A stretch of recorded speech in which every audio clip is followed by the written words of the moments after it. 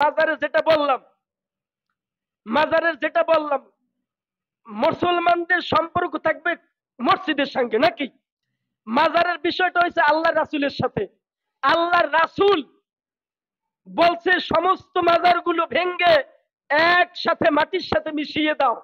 যদি হাদিস আপনি দেখতেছেন, কোন উঁচু মাজার থাকতে পারবে না। আল্লাহ রাসূল বলছে না?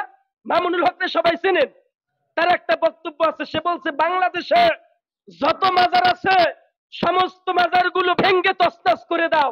যত ভণ্ড পীরদের এইখানে আড্ডাখানা গাঁজাখানা আছে সমস্ত গাঁজাখানা পুড়িয়ে ছারখার করে দাও। কি ভাই, সে বুখারী পড়াইছে 25 বছর, আপনি কি একটা বুখারীর হাদিস জানেন? এখন আপনি মসজিদের বাইরে গিয়ে এমনি বলবেন এ হুজুরে কি কয়? তারা বাংলাদেশে 50 বছর তারা আব্বাই বুখারী পড়াইছে, সে পড়াইতেছে 15 বছর।